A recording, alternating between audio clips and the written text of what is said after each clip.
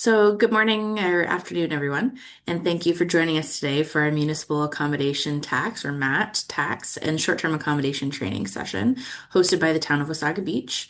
And today we're joined by Caitlin Monsma, our Economic Development Officer, who will be the presenter for the MAT portion of today's session, and Danielle Gallant, our Licensing Officer, who will be presenting the short-term accommodation licensing bylaw changes. So, my name is Carly Murdoch, and I'm going to be serving as the moderator for today. So we appreciate you taking the time to attend. We know that operating a short-term accommodation comes with a number of responsibilities, and today's session is designed to provide clarity, outline expectations, and ensure that everyone feels prepared for the upcoming changes. So before we begin, I'd like to quickly review a few housekeeping items to ensure that the session runs smoothly. So we ask that you please keep your cameras and microphones turned off throughout the presentation. And if you have a question, please submit it using the chat function. Once each presentation is done, I will monitor the chat and read questions aloud for our staff presenters to answer. So to help us manage our time effectively, we're going to prioritize general questions that apply to multiple operators.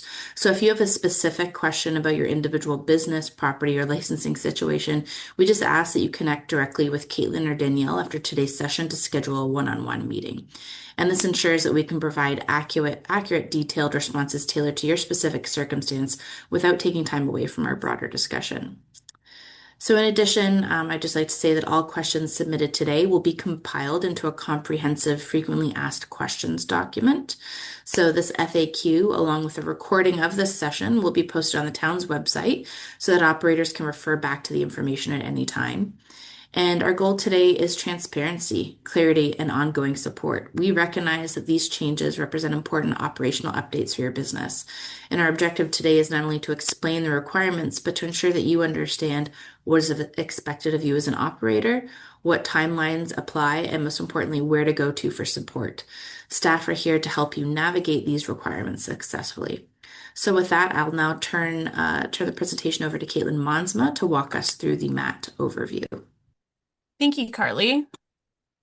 So this slide is just a presentation overview, and Carly covered that well. So if we can go to the next slide. So today I'll be walking you through the key things operators need to know, how MAT works, how it should be collected from guests, and how it will be reported and remitted to the town. So first, let's start with a quick overview of what the Municipal Accommodation Tax, or MAT for short, is. I'll be referring to it as MAT going forward in my presentation. So the MAT is a tax applied to overnight accommodations within the town beginning April 1st, 2026. It applies to accommodations rented for 30 consecutive days or less, which includes most short-term rentals and vacation stays. Municipalities are authorized to implement this tax under the Municipal Act 2001, and in Wasaga Beach, it was formally adopted through the MAT Bylaw 2025-63. In simple terms, operators collect the tax from guests when they pay for their stay and then remit the tax to the town during the quarterly reporting period. So I won't spend too much time on the use side of things today, but for those interested in the background, I did present a detailed MAT report to Council last September, and that outlines the rationale and how the program will support tourism and destination development going forward. So that presentation is available on the town's website if you'd like to learn more. For today's session, we'll focus primarily on how MAT works, how to collect it, remit it, etc. And so we'll go on to the next slide. So the MAT rate in Wasaga Beach is 4%. The rate applies to the accommodation charge, which is essentially the room or rental rate for the stay. MAT is calculated before HST, and it is separate from any other fees that may be charged. So the tax is collected from the guest at the time of the booking or payment. And as I said, MAT comes into effect April 1st, 2026, and it applies to stays paid on or after that date. So a common question I've been getting from operators when they reach out to us is whether or not MAT applies based on the booking date or the stay date. So in simple terms, only guests who pay for the accommodations on or after April 1st will be charged the tax. So if someone pays for their stay in June, anytime this month, they won't pay the tax, but anyone that pays after April 1st will pay the tax. So MAT applies to the accommodation portion of the stay that is 30 days or less. So this includes nightly accommodation rates, weekly accommodation rates for shorter stays, and non-refundable booking charges tied to the accommodation. MAT does not apply to refundable deposits or additional services such as cleaning fees or pet fees if they are listed separately on the invoice. The key highlight is that any other charges need to be listed separately. So if you include all services in your room rate, then MAT does get charged on the full room amount because it's included in one line. So a simple way to think about it is that MAT applies to the room or accommodation itself, not to additional or operation or optional services. So MAT applies to all short-term accommodation providers within Wasaga Beach. Essentially, if you are providing overnight accommodation for 30 days or less and charging a fee for that stay, municipal accommodation tax must be collected. There are a few exemptions defined within the bylaw, including hospitals, universities or colleges, long-term care homes, and shelters.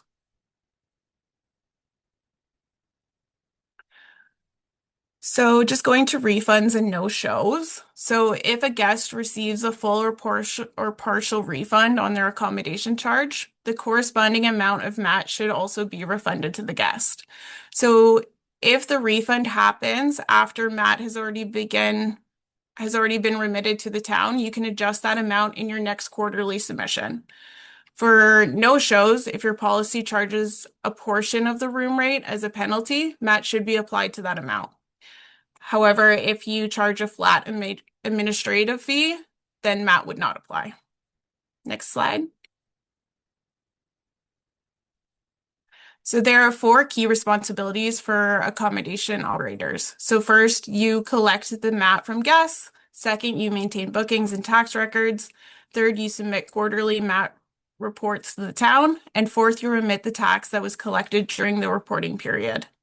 So even if there were no bookings during a quarter, operators must still submit a $0 report so that the town has a record for that period. So now we'll look at the reporting periods. So MAT in Wasaga Beach will be reported and remitted quarterly. So the reporting periods are April through June. So that'll be the first one this year. Then it'll go July through September, October through December, and then January through March. So reports and payments are due the last day of the following month after the end of each reporting period. So for the first one that we'll have in Wasaga Beach, the deadline will be July 31st, then October 31st, January 31st, and October 30th.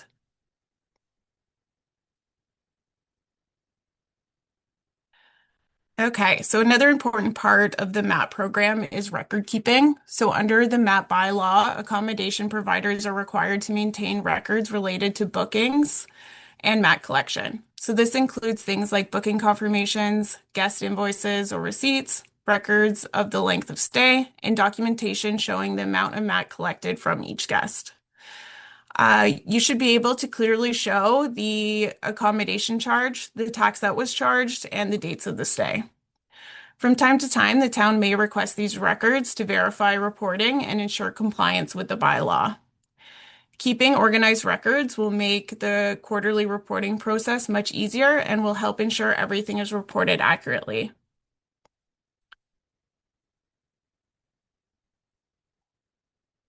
So now let's talk about how the MAT is actually collected.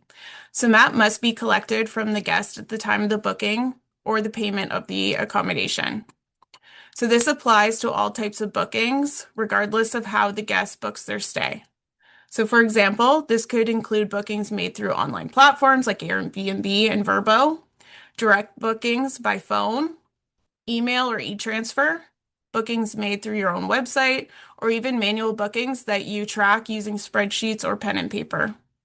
No matter which method is used, the key requirement is that the 4% MAT is added to the accommodation charge and collected from the guest. So you'll also need to show the MAT, as I said before, as a separate line item so that guests can clearly understand what they are being charged. Even if someone else is managing these bookings for you, the licensed operators need to ensure that the tax is being collected and reported correctly. Okay. So many of our operators use online booking platforms such as Airbnb and Vrbo. So it's important to make sure that MAT is properly set up within those systems. So most booking platforms allow you to add what's called a custom tax or a local tax within the platforms, and it's usually within like tax settings. So for Wasaga Beach, operators should ensure that the tax rate is set to the 4% and that it only applies to rentals of 30 days or less. So when a guest books through one of these platforms, the system will calculate it and include it as part of the booking for you. But another thing to remember is that the mat that's collected on these platforms is still sent to you as an operator, and it is the operator's responsibility to report and remit that amount to the town during their quarterly reporting period. Okay, so Airbnb is the largest platform that our operators use, so I just wanted to use it as an example. So on Airbnb, the MAT can be set up as a custom tax within your listing settings. And typically you would open up your listing settings, you navigate to the pricing or tax section, and then you add the custom tax with the rate set to 4%. So once this is in place, Airbnb will automatically calculate the tax, as I said earlier, and include it as part of the guest bookings. So it's important to also to remember that Airbnb might collect your HST, but MAT's separate, and so the operators are still responsible for tracking and remitting that amount to the town through the quarterly reporting process. Next slide.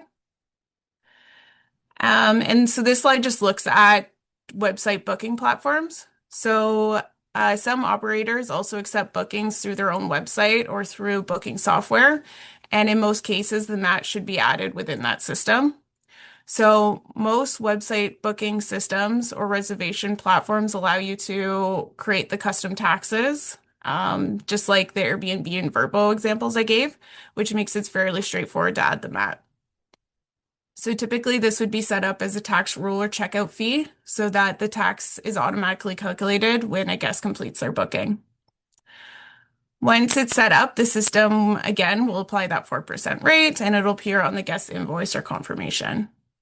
So if you're unsure how to do this within your system, your booking software provider or your web developer can help configure that tax settings. So reach out to them and they'll be able to help you add it in.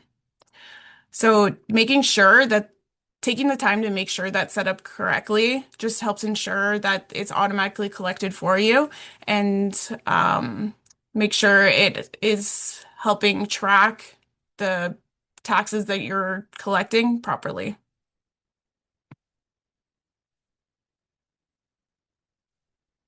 Okay.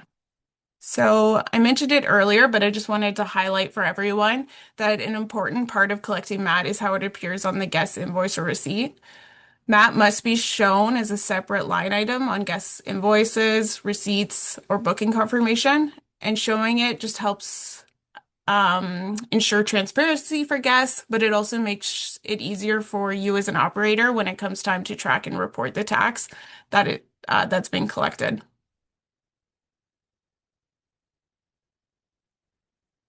Okay. So now that we've covered how MAT is collected, I just wanted to talk about how it will be reported and remitted to the town. So the town has partnered with Granicus to provide a secure online reporting portal for the MAT. So through this portal, operators will be able to submit their quarterly reports, report their taxable accommodation amount, make MAT payments, and access confirmation receipts once a submission has been completed. So the portal is currently being finalized and configured for Wasaga Beach, and it will be fully ready before the first remittance deadline in July. So before that first reporting period is due, the town will also provide another training session and a step-by-step training video created by Granicus that will walk you as an operator through the system in more detail. So the screenshots I'm about to show you in the next slide are not from our final Wasaga Beach portal. They are examples, but but it's the same system and it just demonstrates the general flow of how the reporting will work. So our portal will look slightly different, as I said, with updated language specific to Wasaga Beach, but these examples will still give you a good idea.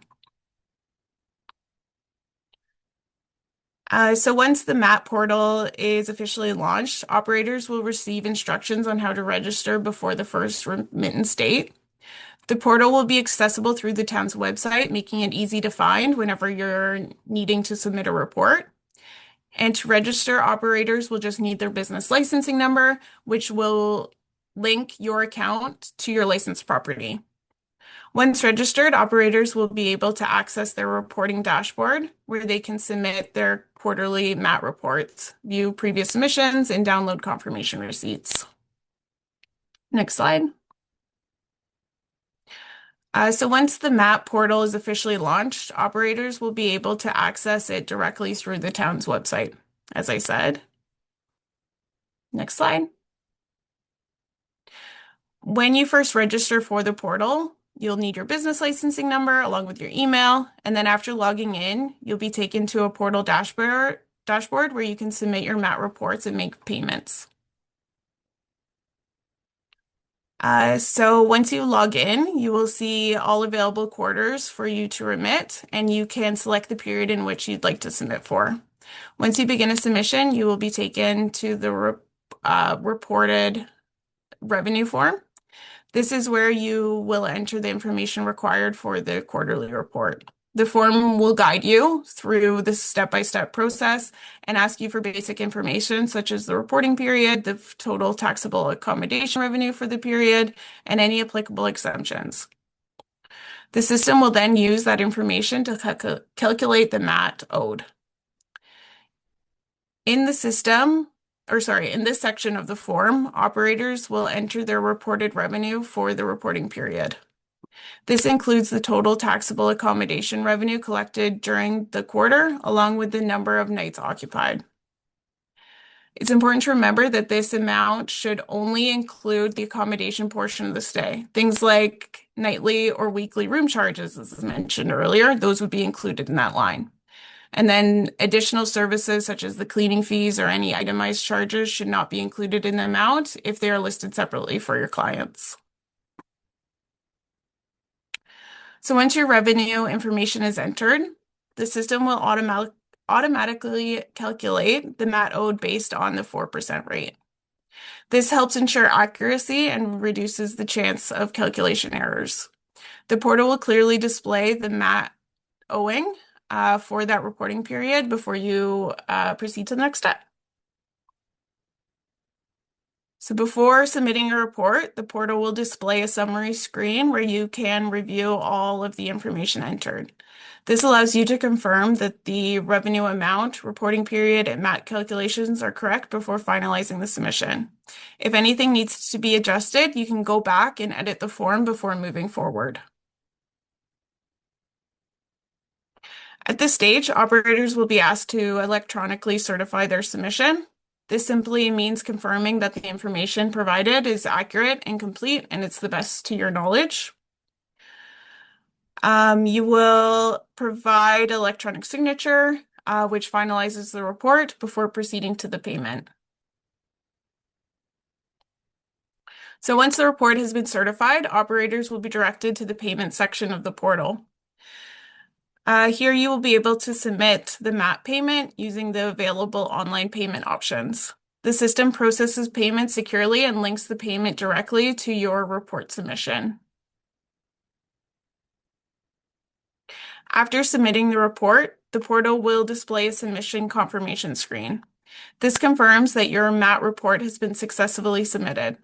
At this point, the system will also generate a record of the submission for your records. Finally, once the payment has been completed, you will receive a payment confirmation and a receipt. The receipt will be sent to your email and should be kept with your records for that reporting period. And then just making sure you keep all of these confirmations organized will just really help you in the future for reporting and record keeping. I'm going to turn the floor now over to Danielle, who is going to be walking us through the short-term accommodation licensing bylaw changes. And for those of you who have posted questions in the chat about specifically that portion of the presentation, I have recorded your questions and we will address them when Danielle is finished. So thank you. Perfect. Thanks, Carly. So now I will kind of give a brief overview of the short-term accommodation licensing bylaw. In the next slides, I'll refer to it as STA bylaw. Next slide. Thank you. So on February 12th, Council did approve the short-term accommodation bylaw.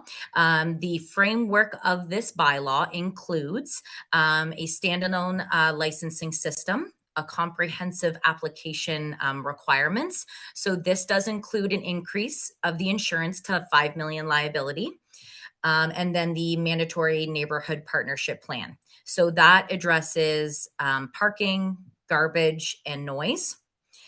We also have a single annual license expiry date. So that is going to be April 1st. So all of our short-term accommodations will move to that April 1st renewal date. We do have in place a demerit point system, which is tied to administrative monetary penalties. And we do have the accommodation registry. So this is going to be posted on our website. And the website link will be provided to all short-term accommodation owners in an email once it is up and running. Thank you. Okay, so the general requirements for a short-term accommodation license, regardless of what license class you may fall under, is a completed application form. So this form is similar to what was required before. There are some changes, and I will be providing, again, business owners with these forms via email. We will be going forward with an email address. It is going to be required. We will be sending out all communications via email. We won't be mailing anything anymore. So the renewal notices, any updates will be provided over email. We will need proof of ownership and interest in the property. So that would mean a lease agreement, proof of ownership. So again, this was required before. So this is nothing new. And then valid government issued ID. So driver's license would be preferred. And then proof of insurance. Again, this is increased to the 5 million. And something new is a photo of the property. So we will be requesting everyone send in a photo of the front of the property to keep on file. And then we have our application fee. So the fees have not changed. They are the same. They are outlined in the business licensing bylaw. So nothing new there. Businesses that renewed in October, they will again renew in April, but it will be prorated. Thank you. So I'll jump into the licensing classes. So we have class A, B, and C. So class A is a bed and breakfast. The bed and breakfast is defined in our zoning bylaw, but generally it means a private residential dwelling in which the owner or long-term leasee resides. The limited number of guests is based on whatever the zoning review approval that we receive from the planner. So that could be a maximum of 3 bedrooms. You do still need to have 1 bedroom available for the owner or the long-term leasee. So the owner or the long-term leasee must be present overnight from 10 p.m. to 6 a.m. when guests are present. You are required to maintain a registry for up to 2 years. You're required to have a guest sign the renter's code of conduct and maintain that record for 2 years. Required to submit the full neighborhood partnership plan, which I will go into later on in the presentation. And they must display the license number on all of your advertisements and must designate a responsible person. So Class B are for motels. So again, this definition is outlined in our zoning bylaw, but it just means that it's an establishment containing 3 or more guest rooms that may include culinary facilities for each guest. They have a separate entrance directly from outside the building, together with maybe an office serving the guests of the tourist establishment. So again, motels should display license numbers on their advertisements if they have them. They must submit documentation. However, they are exempt from submitting some of the items, such as a site plan, a parking plan, or a garbage management plan. However, motels will still submit a noise and nuisance mitigation plan and designate a responsible person. And lastly is Class C. So this is other short-term accommodations. So this encompasses all other SDAs that are not otherwise defined in Class A, B, and can include rental cabins, rental cottages, or whole home rentals. So a lot of owners may refer to that as like an Airbnb. So same thing, required to maintain the guest registry for 2 years. They must have guests sign a renter's code of conduct, required to submit the full neighborhood partnership plan, display the license number on advertisements, and have a responsible person. Thank you. Next. So the responsible person. So that means the owner or person assigned by the owner of the short-term accommodation is there on the premise that is available to basically respond to any incidents that happen on the property. So within 30 minutes, when contacted by email or phone, available to attend the property within 1 hour, must consent to having their name and contact information posted on the town's website, and must sign the responsible person declaration. So if not, the owner of the property, they must also sign the responsible person declaration form. And then the responsible person as well has to provide, of course, their government issued ID. Thank you. So the neighborhood partnership plan. So classes A and C do have to provide this in full. So that includes the site plan. So a site plan is a drawing that is to scale of the premise, which includes all buildings, structures, and landscaping features. So that could be decks, hot tubs, pools, patios, etc. And then, of course, outlining the garbage storage areas. The parking management plan is a drawing that is to scale of a premise, which outlines the size and location of all the parking spaces intended to be used for parking on the premise. So the plan, of course, must comply with our zoning bylaw. So the zoning bylaw will outline the dimensions of the parking spaces, setbacks, and how many spaces are required for that business and for that property. Next. So the garbage management plan. So that's going to be a written plan that outlines how the owner intends to accommodate garbage management. It must indicate frequency of garbage removal and where the containers are stored. I do have an example of that coming up shortly. Noise and nuisance mitigation.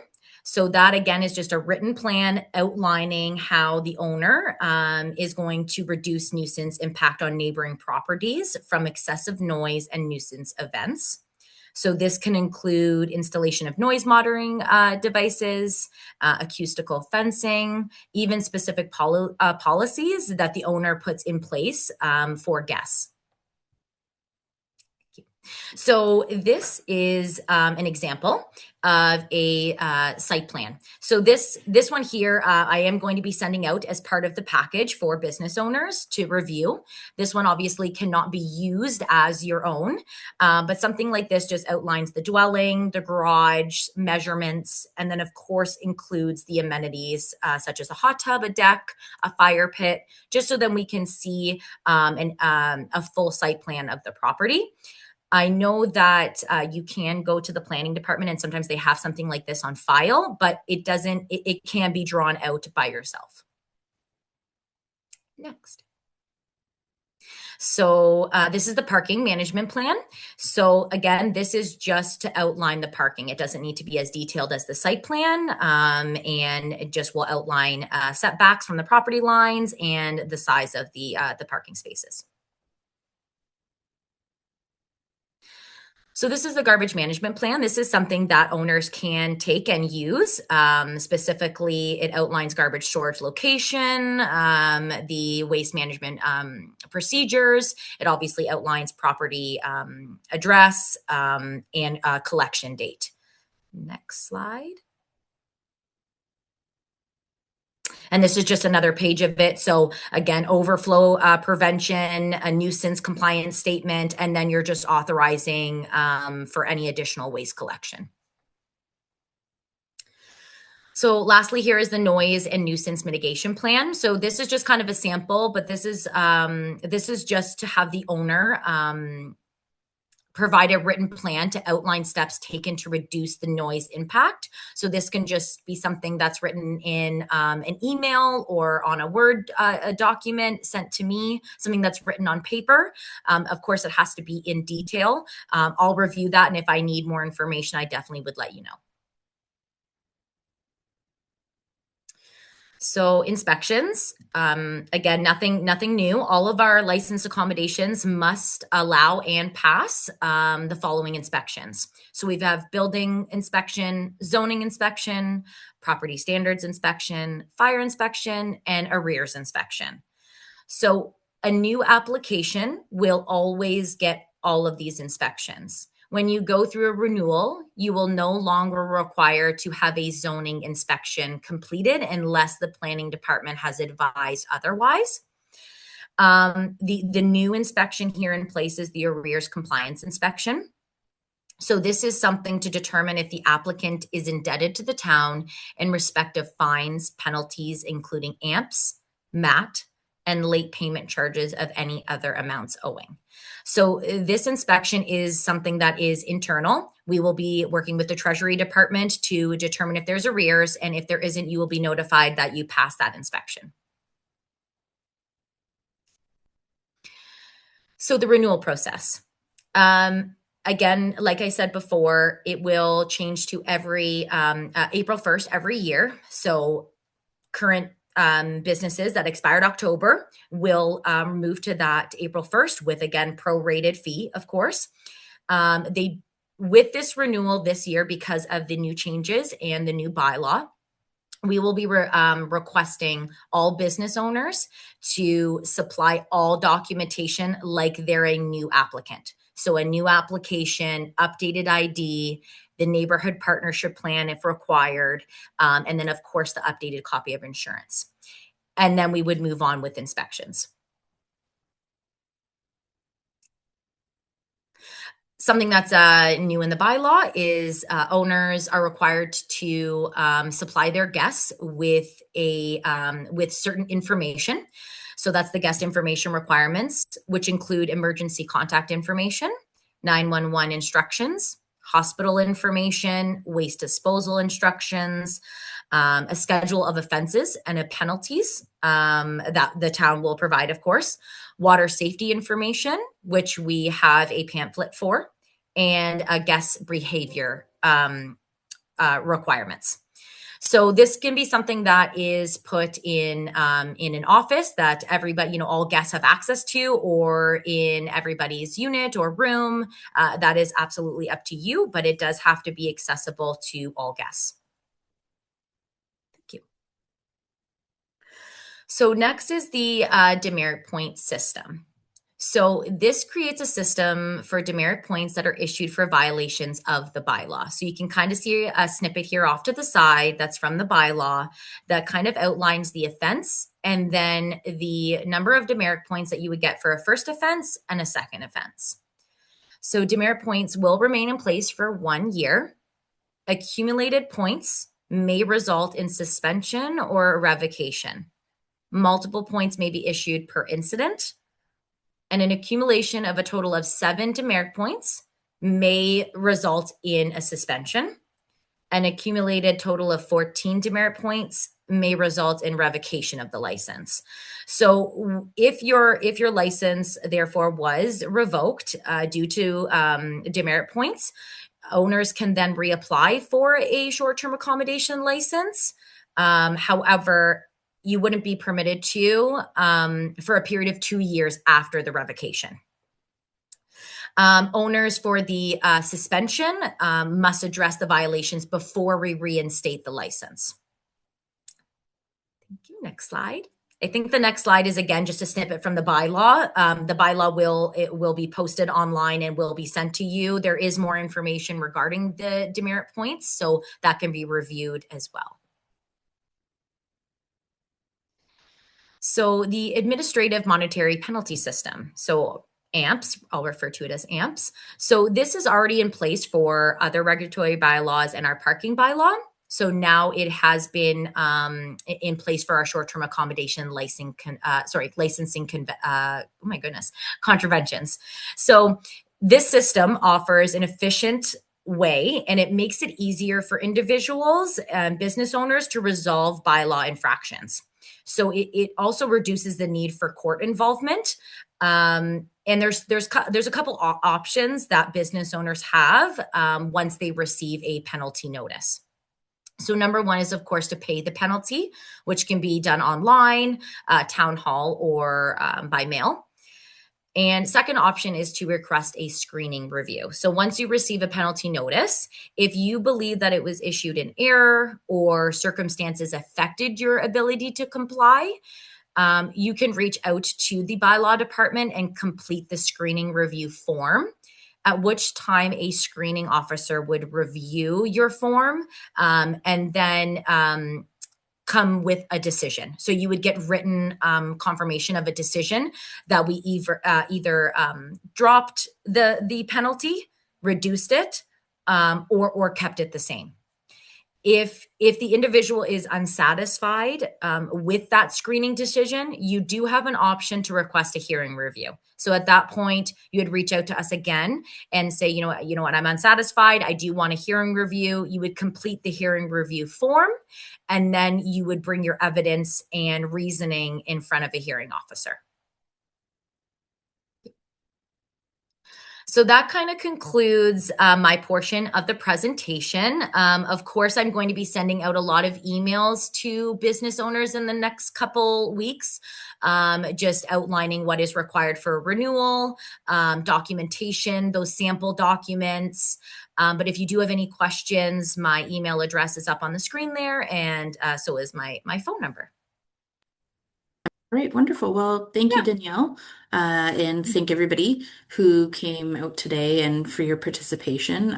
If you submitted a question and we were unable to answer it during the session, or if you think of something afterwards, please don't hesitate to reach out. You have Danielle's contact information. I've put my own in the chat box. You have Caitlin's, and we strongly encourage any operators with property-specific or business-specific concerns to schedule a one-on-one conversation with us.